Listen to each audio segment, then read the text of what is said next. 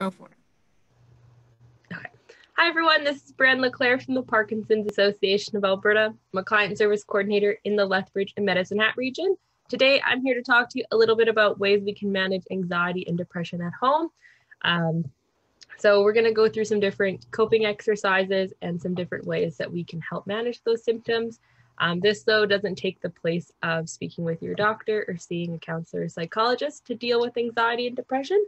But these are just some fun ways that we can deal with this a little bit at home. So with our current environment, it's definitely a more stressful time. We as a society are collectively going through a traumatic event, something that we're going to see in the history books in years to come. During times like these, we see higher rates of anxiety and depression, as well as a worsening in symptoms of people with anxiety and depression already. So it's important that we have ways that we can help cope with this at home and take care of ourselves, especially when we're cut off a little bit more from our normal support networks. Anxiety and depression, though, are also both non-motor symptoms of Parkinson's, and people with Parkinson's have decreased dopamine levels, which put them at higher risk for developing anxiety and depression. Also, just being diagnosed with Parkinson's can be really overwhelming, and it can lead to feelings of anxiety and depression. So it's something good to definitely discuss and have some little tricks and tips in your toolbox as well.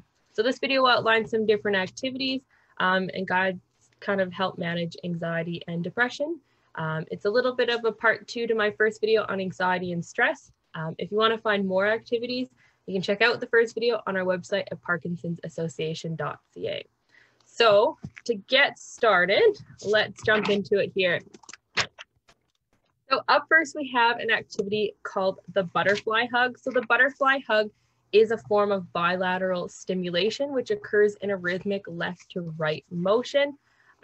What it does is it creates a decreased physiological arousal. It increases our attention flexibility, and it has a distancing effect.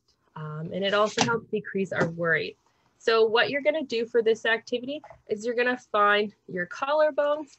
You're going to press your kind of middle finger just under the collarbone there, and you'll take your other hand and do the same. So just under that collarbone, facing up. So you want to make sure that your hands are facing up and not towards your arms. You can link your fingers if you want.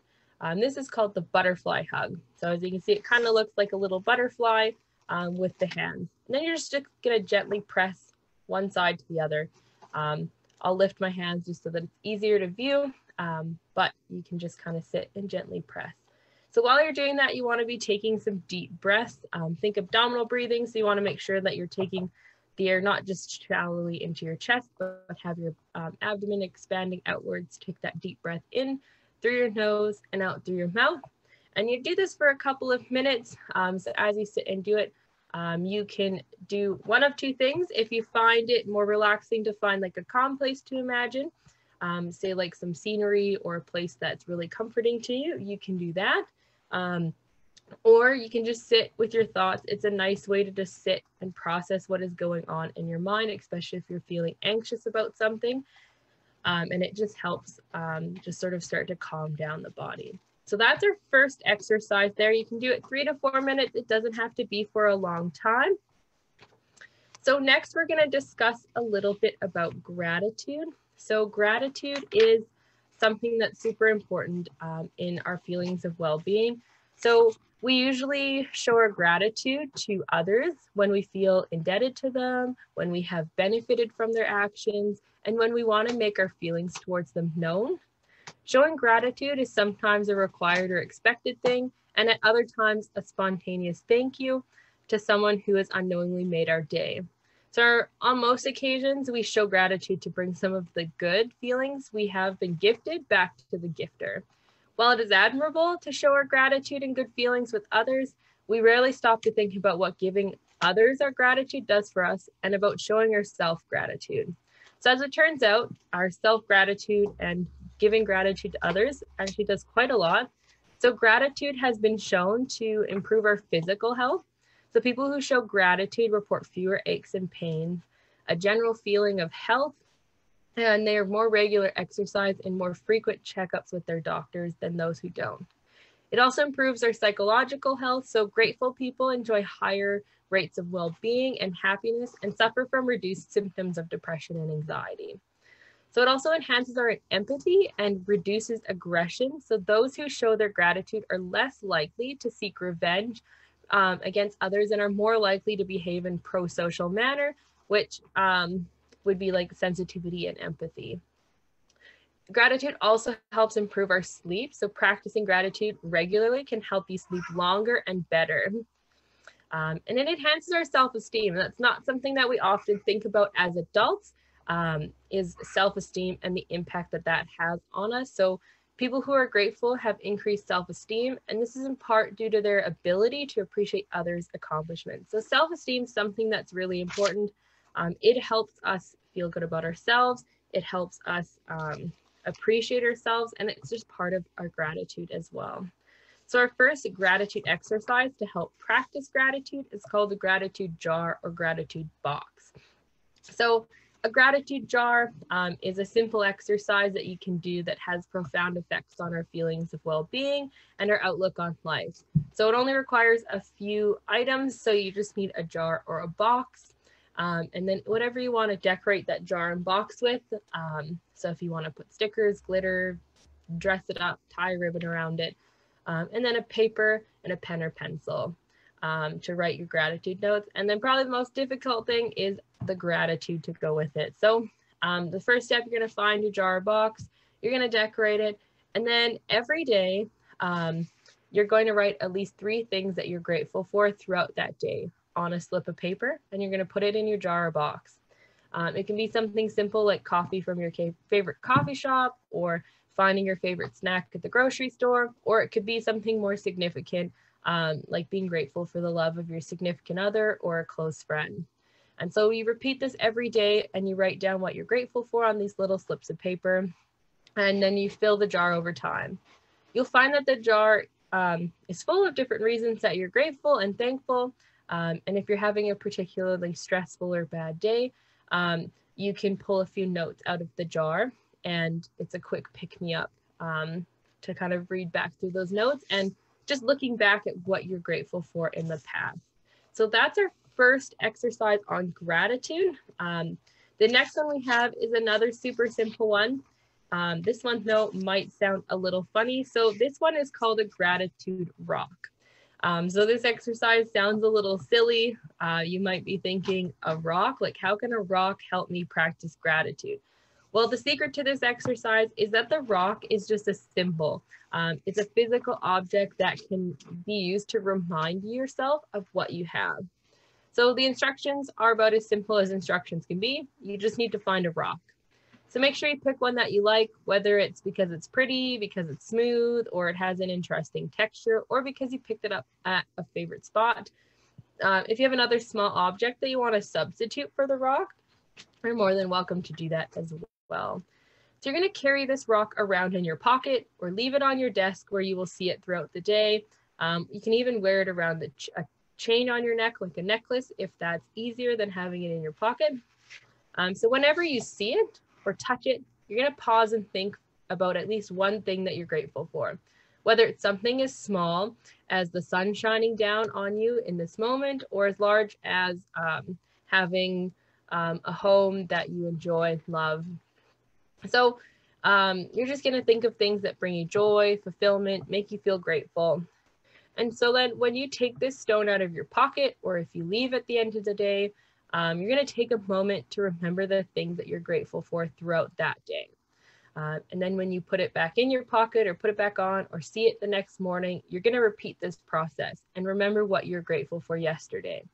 Not only does this help remember the things that you're grateful for, it can also trigger a mini mindfulness moment in your day, and it'll bring you out of your head and into the present moment.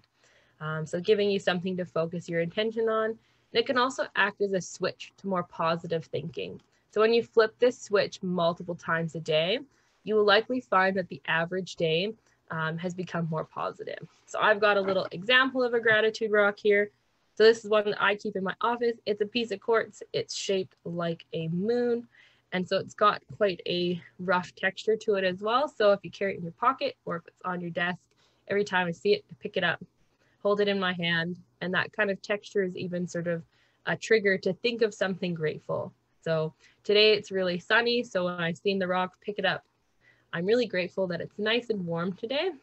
So that's a nice simple exercise that you can do to practice gratitude. So I've got 2 more gratitude exercises to go over with you. So the next one is also a super simple exercise. It's called a gratitude walk. So this exercise is an easy way to try out. It only requires gratitude and to go for a walk. If you want to even just sit out in your yard or somewhere peaceful, you can do that as well and use it more like a meditation than a walk. So the gratitude walk is a simple way to find things that you're grateful for in your life. So it may be difficult at first. You may find that in the beginning, you spend a lot of time noticing the things physically around you, so the sun, or if you're on a walk, that the lake is clear, that it's warm, that the grass is green. But as you kind of practice and become more in tune with what you're grateful for and your body, and start to kind of dive into those deeper layers and being grateful for different events in your life, different people, opportunities that you have. And if you're going through a particularly rough time, you can try this out to kind of help sort of cleanse the mind and focus in on what's positive and what you're grateful for. And this helps combat stress, and it increases our feeling of well-being while decreasing symptoms of anxiety and depression. So that's a gratitude walk. It can be super simple. You can take a walk around the block or a walk in the park or even just a walk around your backyard. So the last gratitude exercise I have today is called gratitude journaling. So gratitude journaling is kind of keeping a journal of things that you've shown that you're grateful for, and it can have a powerful effect on your mental well-being. Among other benefits, journaling about gratitude reduces stress, it increases happiness, and it improves our self-esteem. Journaling is a really great thing in general to do, especially if you're feeling anxious or showing symptoms of depression. It helps to get our thoughts out and onto paper. It helps us process our thoughts as well. So even if you want to do some gratitude journaling and some regular journaling, and that you can kind of combine the two, especially if you're writing about things that are troubling you or bothering you, it helps to write in some of that gratitude as well. So for this gratitude journal, you can do it every day, but at least 2 times a week, you write a detailed entry about one thing that you're grateful for. So this could be a person, a job, a great meal with friends, or anything else that comes to mind. So some tips for gratitude journaling: don't rush to write down the first thing that comes to your mind. Take time to truly think about what you're grateful for, and with each entry, expect that to take 10 to 20 minutes. Writing about people you're grateful for tends to be more powerful than writing about things. And explain in detail what you're grateful for. For example, if you're grateful for a friend who is nice, describe what they do that's nice and what makes you grateful for them. And then aim for 2 solid entries a week, as I said, keeping your journal somewhere you'll see it, and then you plan to write 2. You can set an alarm or schedule it into your routine. And make sure your journal is something that kind of sticks out to you. If it's something appealing, like I've got some examples, like here's a journal here. It's bright blue, and that it's got like a gold pattern on it. And it's something that if you walk by, you see it. And here's another one, kind of a white journal. You can get big journals and stuff like that. You can also print off online examples of gratitude journal, but they're not as fun. And when they're not something that appeals to us, we tend to not use it as often as if it was something that we enjoyed and that drew our eye to it. So you can also, you could just think of something you're grateful for and write it down. If you're struggling or stuck or need somewhere to kind of start, you can use some journaling prompts. So I've got a list of them here that can be helpful. So you can write about someone whose company you enjoy, the best part about your day, a reason to be excited for the future, a valuable lesson that you learned, or someone you admire, something beautiful you saw, a fun experience you had, an act of kindness you witnessed or received, someone you can always rely on, something you can be proud of, an unexpected good thing that happened, or an experience you feel lucky to have had. So these prompts are nice because they take you kind of past just thinking like someone I'm grateful for or something I'm grateful for. and can help really get those thoughts moving and kind of get to some of those deeper layers of things that you're grateful for specifically. So that's gratitude journaling. So that's my gratitude section. So in the next one, I have some grounding techniques. So grounding techniques are good to help when we're feeling anxious or overwhelmed, and they help to refocus our thoughts in the present moment and pull our attention away from thoughts, memories, and worries. So the first one I'm going to go through is called the 5 senses, or sometimes it's called the 5, 4, 3, 2, 1 technique. This is probably one of the most popular grounding techniques out there. And what it is you will purposefully take in details of your surroundings using each of your senses. So you strive to notice the small details that your mind would normally tune out, such as distant sounds and textures or of an ordinary object. So to do this, I'll do an example. I'll kind of list off things for each of them so you can kind of see what this would look like in your own space. So to start off, it's 5 things you can see. So look for small details such as patterns on the ceiling, the way the light reflects off a surface, or an object that you've never really noticed. So for 5 things I see, I've got my gratitude rock, I've got a journal, I've got a book, and that's 3. I've got a candle in my office here and a little owl statue. So those are 5 things that I can see where I'm sitting. You don't have to like turn around or look around the room. You can do it just sitting what you see in front of you for that. And then what are 4 things you can feel? So notice the sensations of like your clothing on your body, the sun on your skin, or the feeling of the chair you're sitting in. You can also pick up an object and examine its weight, texture, and other physical qualities. So you don't have to list them off quickly. You can spend some time admiring the objects. So say I was to pick up my gratitude rock again, you could turn that over in your hand, kind of feeling the texture and weight. You don't have to just quickly list them off. So for 4 things I can feel, I'm sitting in a chair. I can feel kind of the soft chair beneath me. I can feel my hair keeps brushing in my face. I can feel the sun coming through the window next to me. So we're at 3 things. And then I can feel the vent underneath my desk blowing the hot air onto my legs to keep the room warm. So those are 4 things that I can feel. So they can be different things that you can touch to different sensations around the room. Next is what are 3 things you can hear. So pay special attention to the sounds your mind has tuned out, such as ticking clocks, distant traffic, or trees blowing in the wind.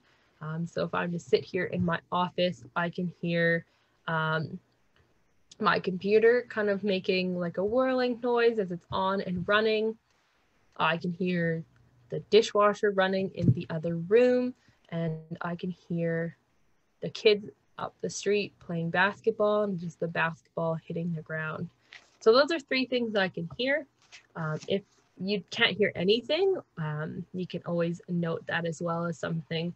Sometimes there might not be a lot of sounds around us if we're in a quiet place, but noticing that silence as well can be part of what you're hearing.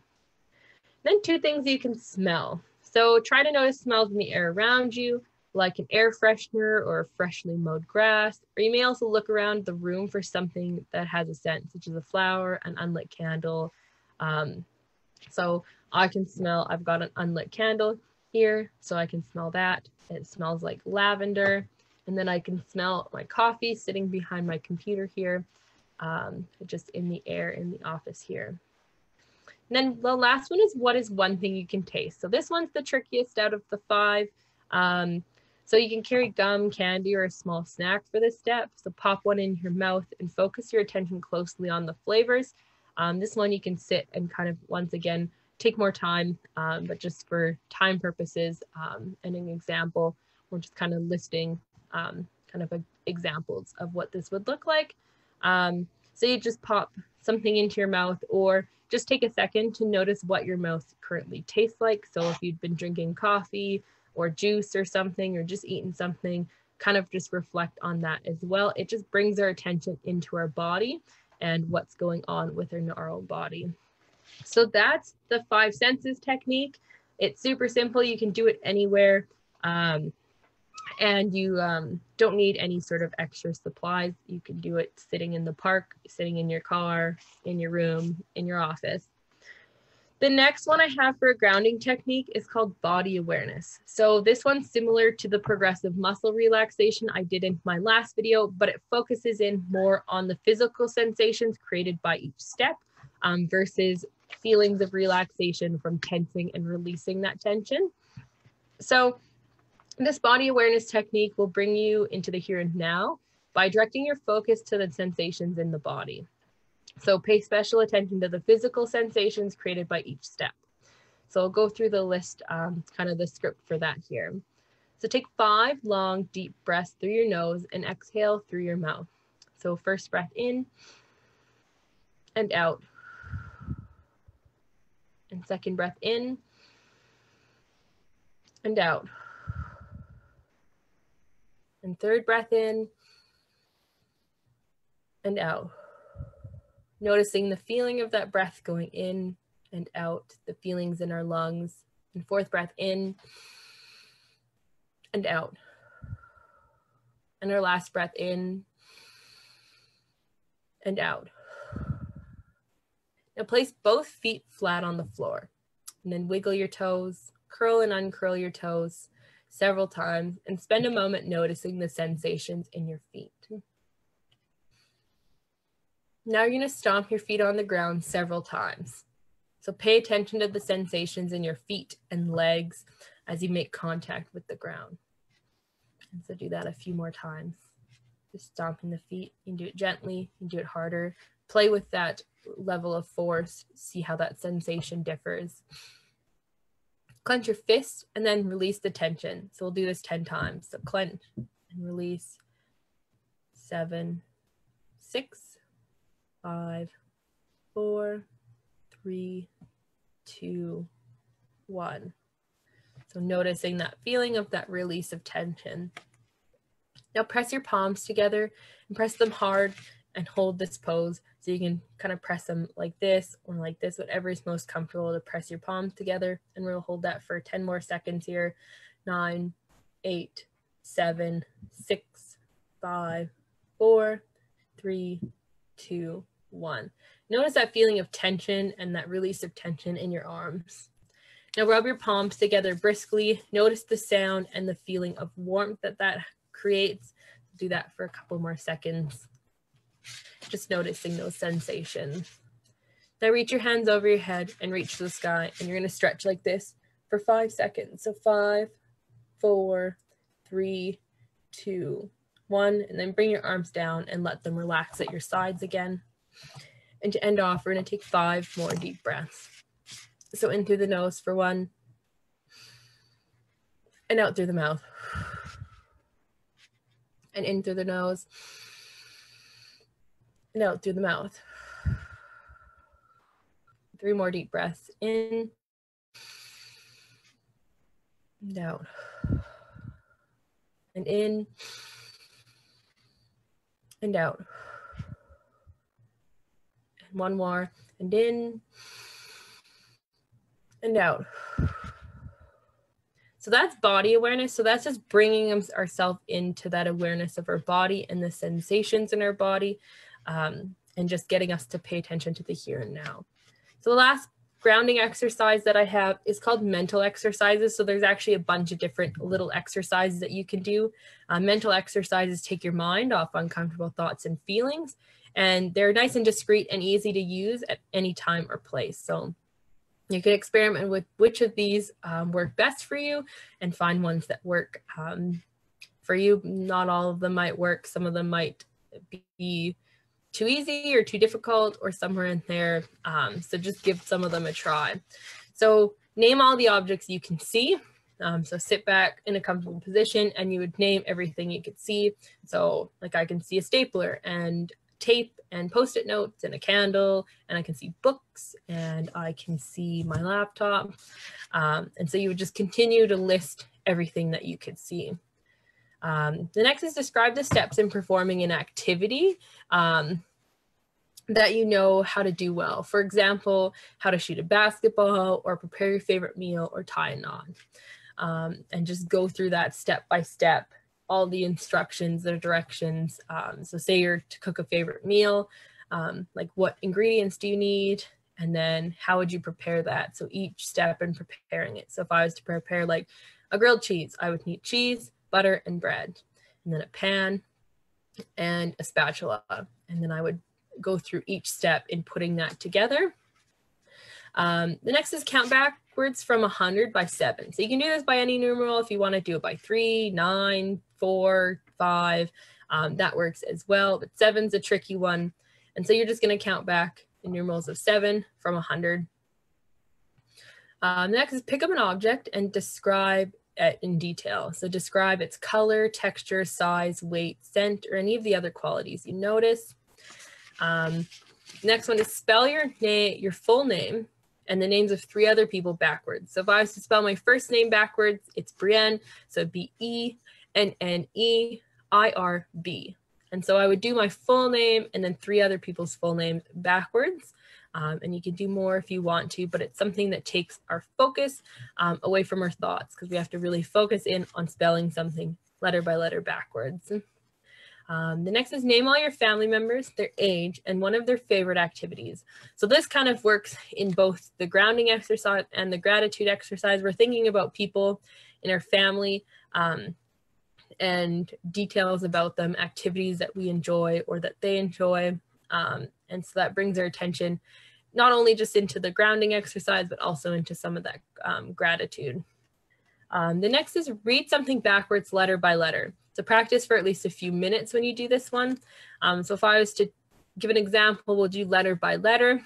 So I'd read it out letter by letter backwards. So R-E-T-T-E-L-Y-B-R-E-T-T-E-L. So that's letter by letter spelled backwards, and that just brings in our focus. It's even more difficult if you're doing it without reading it. So if you want to even have a sentence in your head and then go backwards to really bring that focus in.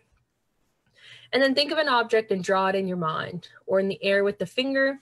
So try drawing your home, a vehicle, or an animal. So if I was to draw a cat, which you've probably seen in the background earlier, so like a little kitty cat with ears and a body and some whiskers and a little nose and a little mouth and some eyes and so on and so on. And so you can do this in your mind or in the air with your finger, or even tracing it on with your finger on like a surface.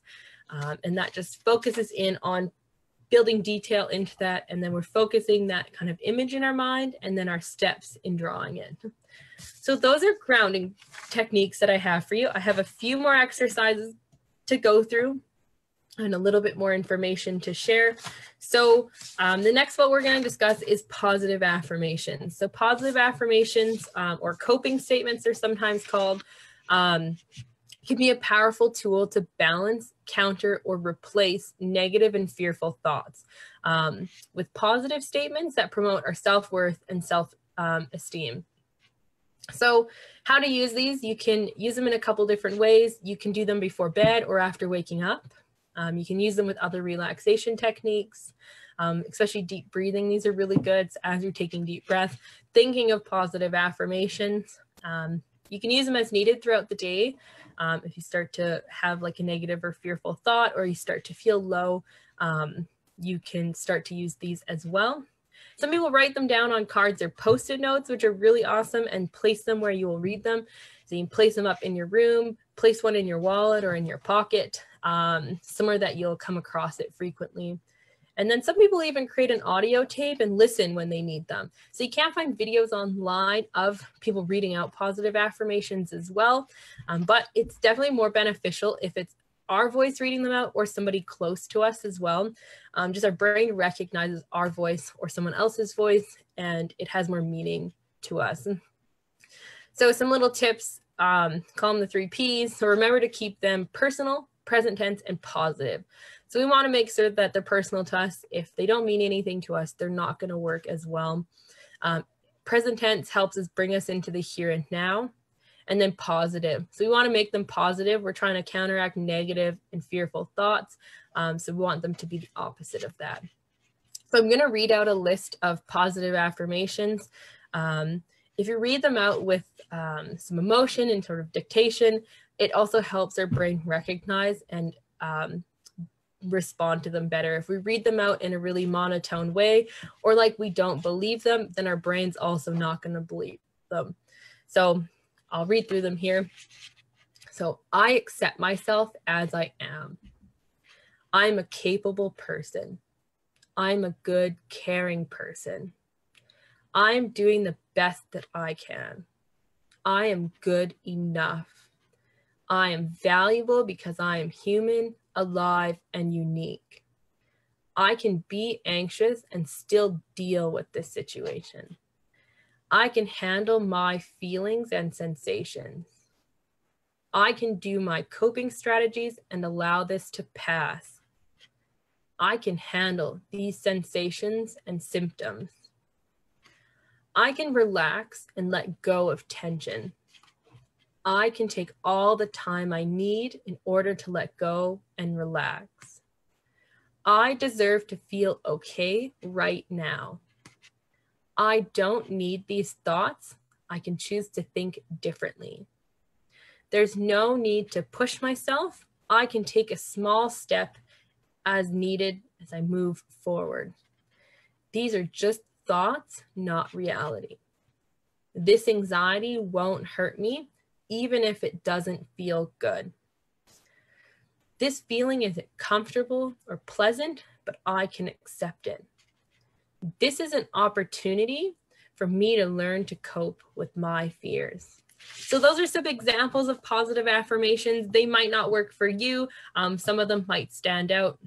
But make them your own, make them personal, write your own down.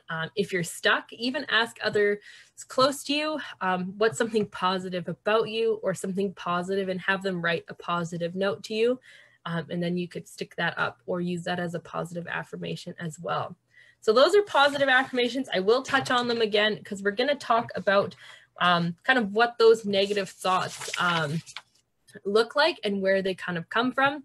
So those negative thoughts, they're often fall into categories of cognitive distortions, or sometimes called thought traps. So cognitive distortions or thought traps are irrational thoughts that can influence our emotions. Everyone experiences these cognitive distortions to some degree, but in their more extreme forms, they can be harmful to our mental health. So magnification and minimization. So this is exaggerating or minimizing the importance of events. So one might believe their own achievements are unimportant and that their mistakes are excessively important.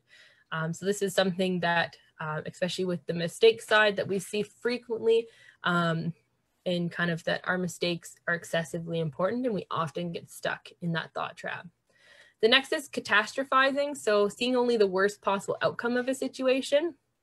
Overgeneralization, so making broad interpretations from a single or few events. So I felt awkward during my job interview, so I'm always so awkward.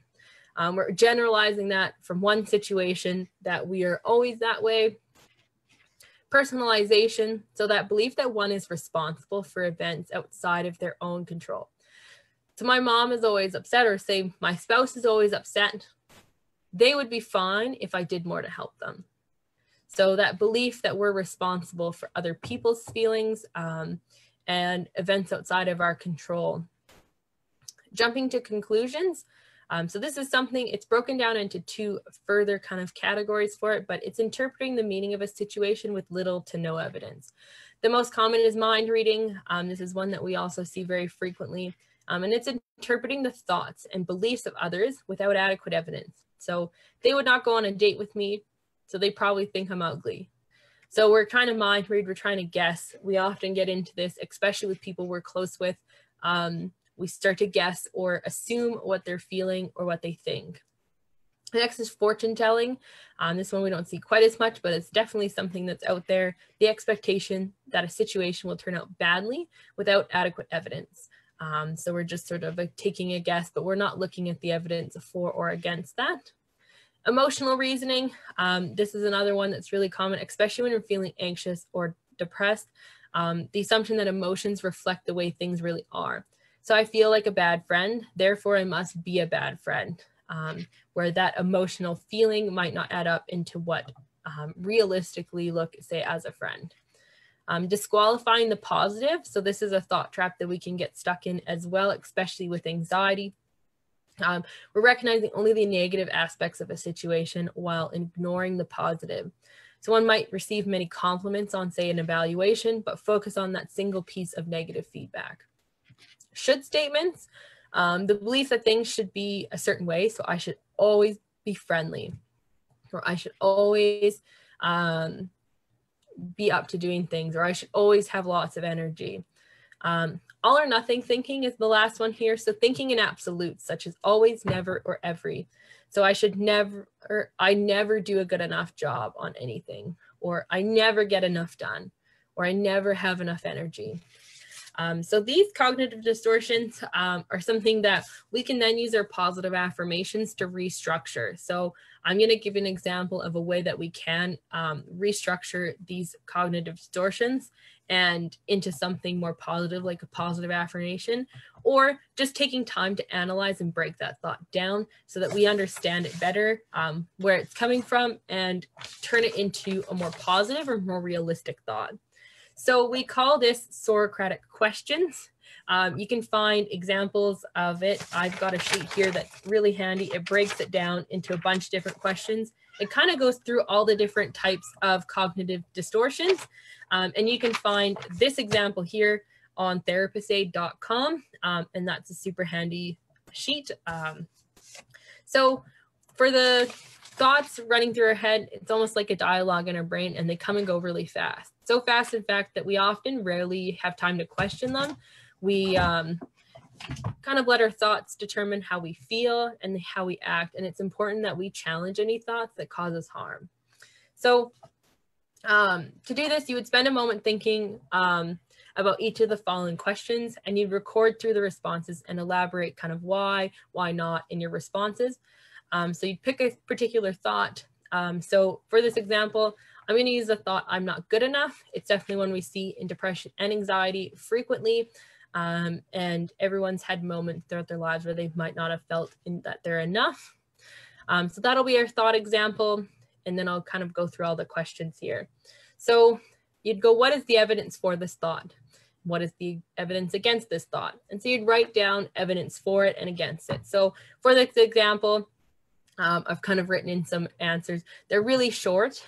You can spend time really elaborating and detailing each of these. But for this example, we'll try and keep it a bit on the simpler side.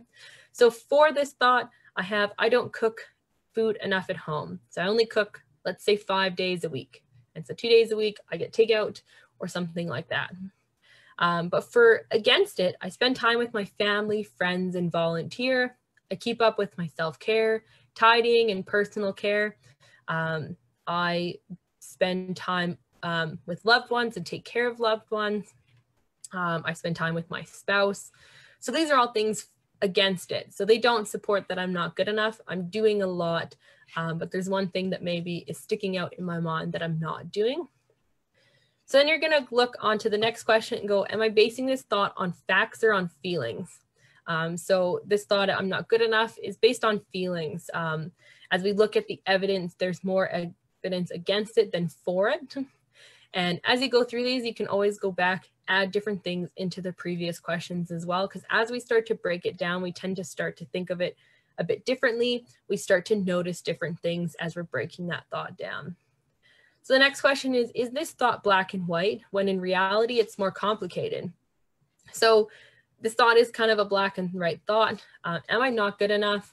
So I'm not good enough isn't black and white. Our worth as a person, our sense of goodness, if we're a good person, isn't contingent on one thing. It's a more complicated reality where being not good enough is not contingent on just one. It's a complex grouping of things. So the next question is, can I be misinterpreting the evidence, and am I making assumptions? So you'd look back at that first question on the evidence. If we're looking at it, so not cooking enough is not equal to not being good enough. So am I assuming that it's super important? Am I assuming others care about that? So I might be making some assumptions and misrepresenting some of that evidence. So the next question you'd go through is, might other people have different interpretations of the same situation, and why are they? So others would probably tell me different. If I was to ask people around me, say if I was having that thought, I'd probably hear lots of positive things. So we tend to be a lot harder on ourselves, and we say things to ourselves we would never say to other people. So it's nice in this step too, if you were to ask yourself, if say my family member or friend asked me this, or told me this thought that they were having about themselves, what would I tell them? And that can help kind of assess, like, might others feel differently, and sort of break that thought down further. The next question is, am I looking at all the evidence or just what supports my thoughts? So you'd add more evidence at this step here if there's anything else that's come to mind. You might even cross out evidence that you don't think is relevant anymore. The next one is, could my thought be an exaggeration of what's true? So for this one, like, yes, we're kind of using that magnification cognitive distortion. So I'm focusing in and blowing up that one aspect to mean more than it does. Am I having this thought out of habit, or do the facts support it? So if we're looking at it, looking at if this is something that occurs frequently. So do I have this thought throughout the day often? Is it something I have that thought every time I feel anxious? Or is it something that's a new thought? And sort of break that down and look at the facts. Are they supporting it? Are they not? Then, did someone pass this thought, belief to me? And if so, are they a reliable source? So for example, let's say yes. So it came from my, say, upbringing that cooking every day was super important, and that was a sign of being, say, a good person. But am I distorting it? So I'd say probably yes. That resource might be reliable, but am I taking one thing and magnifying it to mean a whole nother thing? And then, is my thought a likely scenario, or is it a worst case scenario? So this one's not really applicable to this thought. And if you go through this, not all of them will apply to that thought or to all thoughts. So definitely you can skip through questions that don't apply. But this is just a helpful tool to be able to look and kind of analyze our thoughts. So then we would finish this and then sort of break it down. So write down at the end kind of what you think of that thought. So if you think it's unrealistic, if you've changed how you think about that thought, or to restructure it into something that's more based in evidence and reality, and turn it into something more positive. So I would turn this one, say I'm not good enough, into a positive affirmation of I'm good enough. I don't have to be perfect. I have value as a person, and just restructuring it from something negative to something positive. So the main sort of cognitive restructuring or Socratic questions to kind of go through is to think about, is it realistic? Am I basing it in fact or feeling? What is the evidence for and against? Am I misrepresenting any of this evidence? And am I viewing the situation in black or white when it's really more complicated? And am I having this thought out of habit?